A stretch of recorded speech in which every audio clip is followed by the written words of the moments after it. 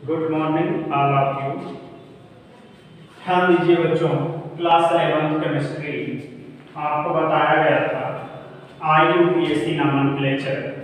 तो इसमें हमने आपको सिखा दिया था प्रत्येक फंक्शनल ग्रुप का, और आपको बताया जा रहा था आबंध रेखा निरूपण।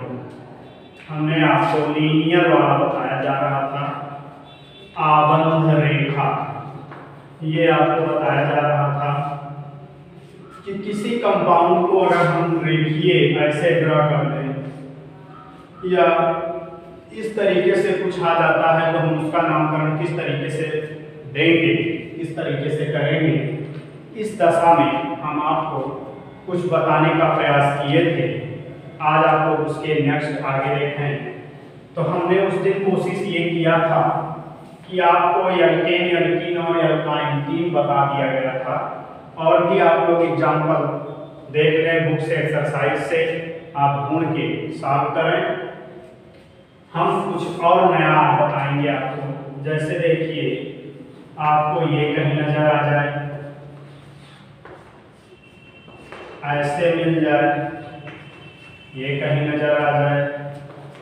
तीसरा देखें, ये नजर आ जाए। चौथा देखिए, ये नजर आ जाए।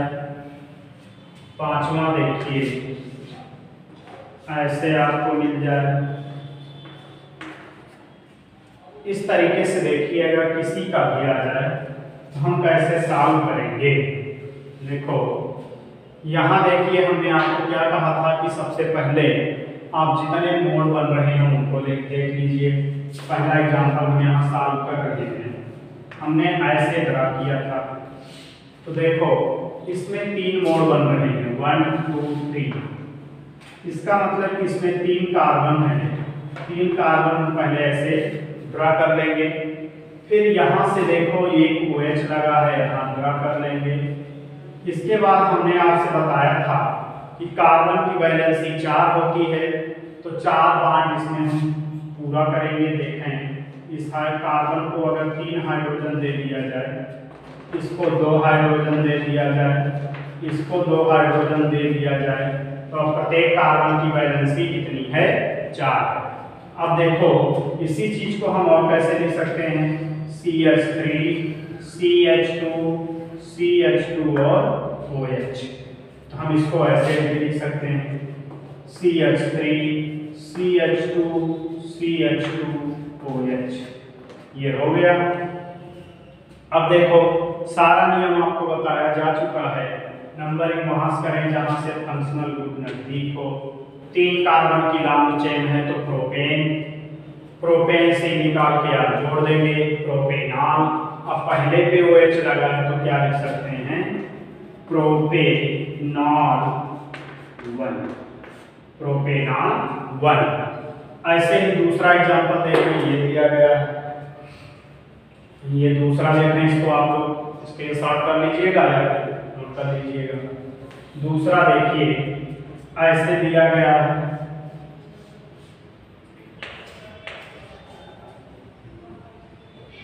ऐसे दिया गया है, ठीक। तो इसमें भी आपको ज्यादा घबराने की जरूरत नहीं है। ध्यान दीजिए, सबसे पहले आप वही पकड़ लीजिए कार्बन 1 2 3 4 5। तो 5 कार्बन तो पहले आप ऐसे सिंपली जोड़ दीजिए, और एक OH अंतिम में दिख रहा है उसको जोड़ दीजिए। अब यहाँ ध्यान दीजिएगा, कार्बन नंबर इधर से 1 2 तीसरे पर ये दूसरा 2 और लगे हैं, ये दोनों भी तो कार्बन ही होंगे, तो तीसरे पर 2 और लगे हैं, ये लग गया आपका। अब आप सिर्फ दूसरा काम क्या करने के लिए हमने बताया था कि केवल और केवल कार्बन की वैलेंसी देखो। तो इस ऊपर और नीचे वाले कार्बन को कितने कितने की कमी है, 3। तो इनको दोनों को हम 3 हाइड्रोजन दे देंगे। इधर से चले आओ, इसको 2 हाइड्रोजन चाहिए, इसको भी 2 चाहिए, इसकी 4 कंप्लीट हैं, इसको भी 2 चाहिए, और इसको कितना चाहिए, 3 हाइड्रोजन। ये पूरा हो गया। अब आप इसी को कंप्रेस करके लिख दीजिए, जो हमने ओपन दिखाया है इसी को आप क्लोज कर दीजिए। क्या होगा देखो, ये इतना हिस्सा क्या है देखिए इधर वाला CH3, फिर ये क्या हुआ CH2, फिर ये क्या हुआ CH2, फिर ये CH2OH, ये हो गया। इसके बाद फिर यहाँ नीचे आ जाइए, इतना हिस्सा क्या है CH3, फिर ऊपर वाला इतना हिस्सा क्या है CH3। अब इसी को ड्रा कर लीजिए। क्या करेंगे देखो, सीधे सीधे पहले 5 कार्बन है तो ये देखें CH3, दूसरा कार्बन CH2, फिर तीसरे पे क्या है ऊपर नीचे CH3 लगा है, ये हो गया। फिर क्या है CH2 है, फिर अंतिम में क्या है CH2OH। अब देखें कार्बन नंबर 1, 2, 3, 4 और 5। तीसरे पर ऊपर नीचे 2 CH3 लगे हैं तो क्या लिख लेंगे 3,3 डाइमेथिल, पहले इसको लिखेंगे 3,3 डाइमेथिल। अब 5 कार्बन है तो पेंट, OH है तो R, तो 3,3 डाइमेथिल पेंटेनॉल 1 या paint 1R, 3,3 dimethyl paint 1R या पेंटेनॉल 1। इस तरीके से कर लेंगे। इसको देखो, इसको देखो, थर्ड वाला देखें क्या है, ऐसे बनाया गया है ये। इसमें भी देखो 1 कार्बन, 2 कार्बन, 3 कार्बन, एक क्रियात्मक समूह वाला चौथा कार्बन, तो 1, 2, 3 ऐसे ड्रा कर लिए और चौथे का क्या है CHO है। अब इसकी बैलेंसी आप पूरा कर लीजिए, ये ऐसे। यहाँ पर हम 3 जोड़ देंगे तो 4 हो गए, ठीक। अब नंबरिंग कहाँ से करेंगे, जो क्रियात्मक समूह है उसमें कार्बन है इसलिए वही से करेंगे। 4 कार्बन ब्यूटेन N-E प्लस अल, CHO ग्रुप का समूह क्या है अल, तो इसमें हम क्या लिख देंगे ब्यूटेनल या ब्यूटेन 1 अल। अब यहाँ देखें चौथा एग्जाम्पल देखिए क्या है भाई, इसी को तो हम कंप्रेस करके ऐसे लिख सकते थे CH3, CH2, CH2 और CHO। देखो अब इसी का देखना, 5वां देखिए ऐसे दिया है डबल बॉन्ड को। अब इसको भी ऐसे ड्रा करो, देखो क्या होगा 1 कार्बन, 2 कार्बन, 3 कार्बन, 4 कार्बन, तो 4 पहले तो ऐसे लाइन से ड्रा कर लो। इधर से आ रहे हैं दूसरे कार्बन पे डबल बॉन्ड को लगा है, लगा दिए हैं। बचे कार्बन की वैलेंसी को हम किससे पूरी करेंगे, सिर्फ और सिर्फ हाइड्रोजन से। ये देखो हमने लगा दिया, ये देखो लग गया।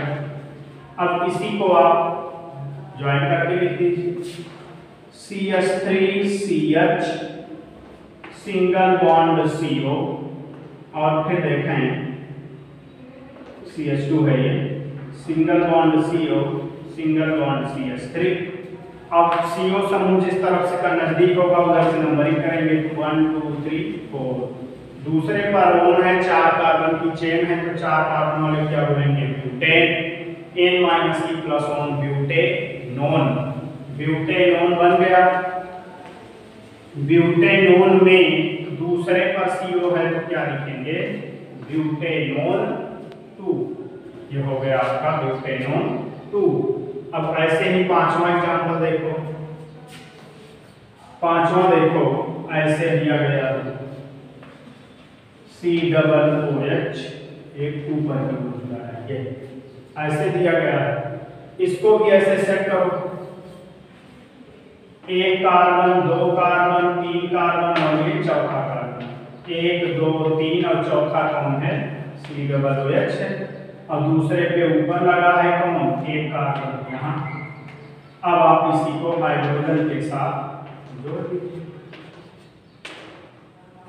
यहाँ देखें एक कार्बन है, किसको कितना हाइड्रोजन चाहिए 3, और इसको क्या चाहिए 1, और इसको कितना चाहिए 2। पूरा हो गया आपका। अब इसी को कंबाइन करके लिख दें। ये देखें CH3 सिंगल बॉन्ड CH और ऊपर क्या लगा है CH3, और फिर क्या है देखें CH2, और फिर क्या है COOH। चूंकि क्रियात्मक समूह में कार्बन है इसलिए नंबर हम यहां से करेंगे 1 2 3 4।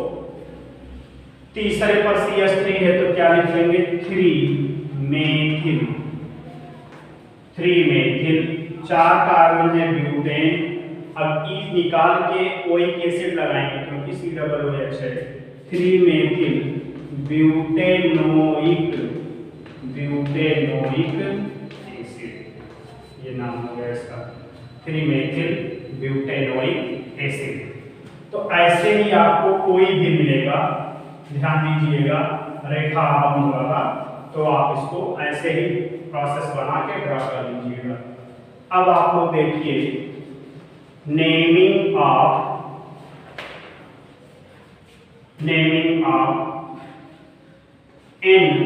एनहाइड्राइड, नेमिंग ऑफ एनहाइड्राइड यानी कि एनहाइड्राइड का नामकरण, एनहाइड्राइड का नामकरण। देखो इसमें होता क्या है एनहाइड्राइड का नामकरण। सबसे पहले देखो हमने आपको क्या बताया था कि एसिड का फंक्शनल ग्रुप क्या होता है RCOOH। अब 2 कार्बोक्सिलिक एसिड ले लेते हैं। अब हम इसी को ऐसे भी तो लिख सकते हैं, ऐसे देखो ऐसे भी तो लिख सकते हैं RCOOH, ऐसे भी तो लिखा जा सकता है। अब मान लीजिए सपोज दैट इस कार्बोक्सिलिक एसिड के R को हम R डैश मान लेते हैं। अब इसमें होता क्या है एक एसिड से OH और एक एसिड से H, ये दो जब कार्बोक्सिलिक एसिड मॉलिक्यूल कंबाइन करेंगे तो एक यहाँ से वाटर मॉलिक्यूल को हम रिलीज करा देंगे, निकाल देंगे। अब देखो आप जोड़ के क्या बन रहा है RCO, फिर सिंगल बॉन्ड O, फिर दूसरा वाला क्या है CO, फिर R डैश।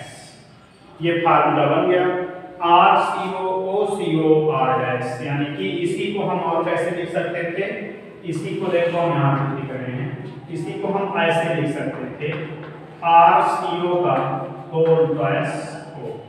देखो बात वही है RCO, ये R डैश इक्वल भी हो सकते हैं, R और R डैश इक्वल नहीं भी हो सकते हैं।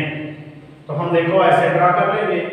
ये फार्मूला का जो भी यौगिक होगा उसको हम बोलेंगे एनहाइड्राइड। अब एनहाइड्राइड के नाम पे क्या करते हैं, देखिए जैसे एक एग्जांपल आपके सामने है CH3 COCO3,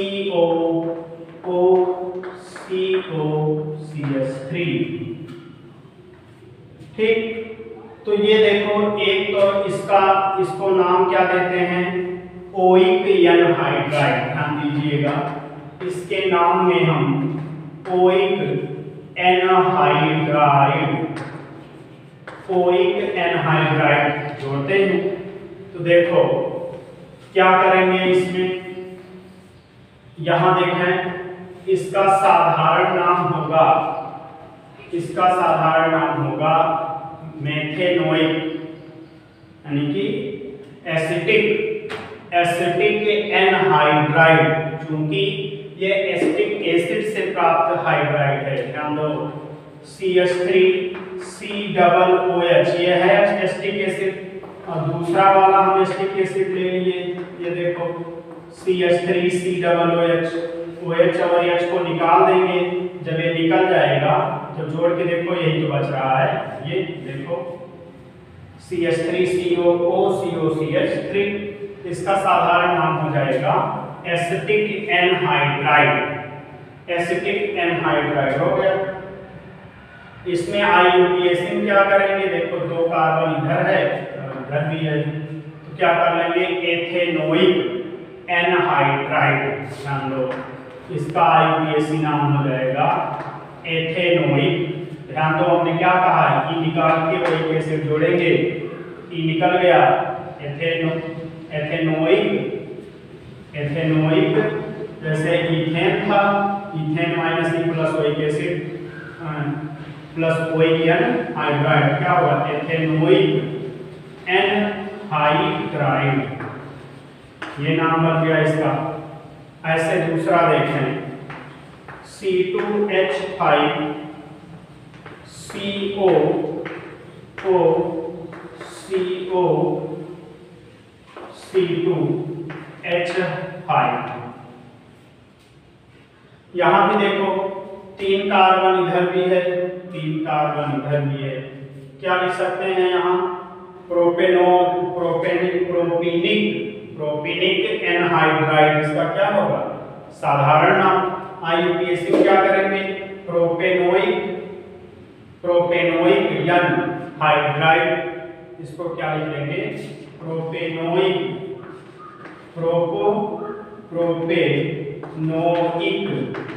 एनहाइड्राइड। अब ऐसे ही और देखो, जैसे ये आ गया CH3 CO CH2 CH3। तो इसको क्या देंगे, देखो 2 कार्बन इधर है, 3 इधर है, क्या लिख लेंगे ethanoic propanoic anhydride. Ethanoic propanoic anhydride. तो इस तरीके से नामकरण किसका दिया जाता है एनहाइड्राइड का। अब ऐसे ही आगे देखें एसिड क्लोराइड। एसिड क्लोराइड का नामकरण,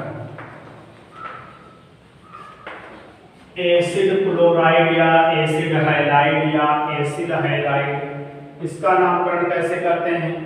इसमें होता है RCOCl, ध्यान दीजिए यही है, और इसमें हमको जोड़ना क्या होता है ऑयल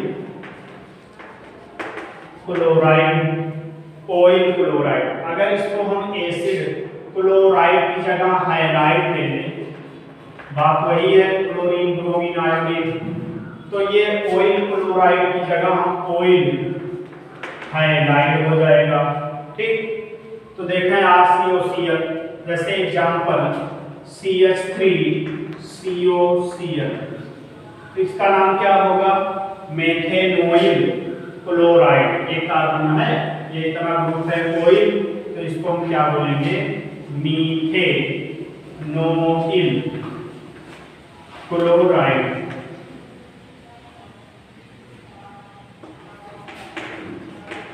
अब देखें ऐसे ही देखें, नहीं एक सेकंड, 2 कार्बन है इसमें, 1 मिनट ध्यान दीजिएगा, यहाँ पर थोड़ा सा मिस्टेक हो गया है। इथेन, यहाँ पर फिर से देखिएगा इथेनोइल क्लोराइड। अब ऐसे अगर इसको हम H करते हैं HCOCl, इसका साधारण नाम है फार्मिल क्लोराइड।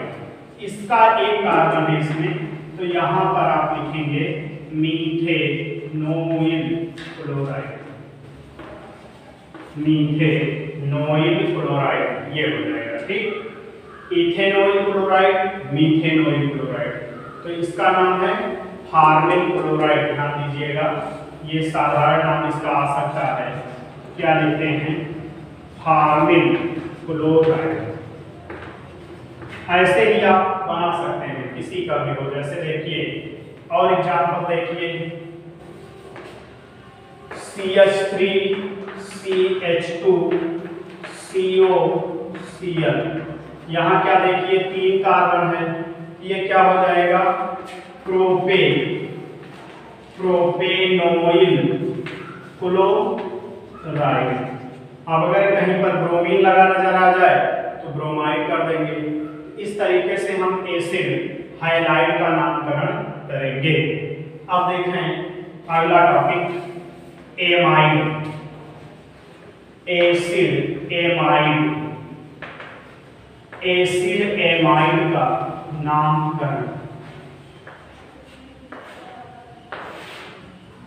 ठीक, तो देखिए इसमें क्या होता है, एल्केन, ऐसे देखो alkene minus E plus amide, नाम क्या हो जाएगा इसका, एल्केना माइड, एल्केनामाइड। फार्मूला इसका क्या है, RCO NH2, RCONH2, ये एमाइड ग्रुप है, तो इसके नामकरण में हमको एमाइड ही जोड़ना होता है। तो देखें पहला एग्जांपल देखिएगा, इसमें एमाइड के नामकरण में जैसे हमने दे दिया CH3CONH2, ये मिल गया। तो इसमें क्या होगा, देखो दो कार्बन है, तो दो कार्बन के लिए एक होता है, तो यहाँ क्या लिख लेंगे, इथेनामाइड।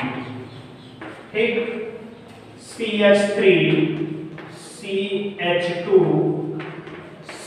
CONH2, ये क्या हो जाएगा, इसमें तीन कार्बन है, ये क्या हो जाएगा, प्रोपेना, प्रोपेनामाइड। और यहाँ देखें CH3 CH CH3 CONH2, ऐसे आ गया। तब क्या करेंगे, 1 2 3, दूसरे मेथिल है, क्या लिख लेंगे, 2 मेथिल प्रोपेनामाइड। तो इस तरीके से नामकरण किसका होगा, एमाइड का। तो ध्यान दीजिएगा, एलिफैटिक यौगिक का नामकरण आपको बताया जा चुका। अब देखिए इस टॉपिक में आप लोग बुक से पढ़ते रहिएगा, प्रॉब्लम सॉल्व करते रहिएगा, कहीं प्रॉब्लम होगी तो आप लोग बताएंगे, आगे की वीडियो में डिस्कस किया जाएगा।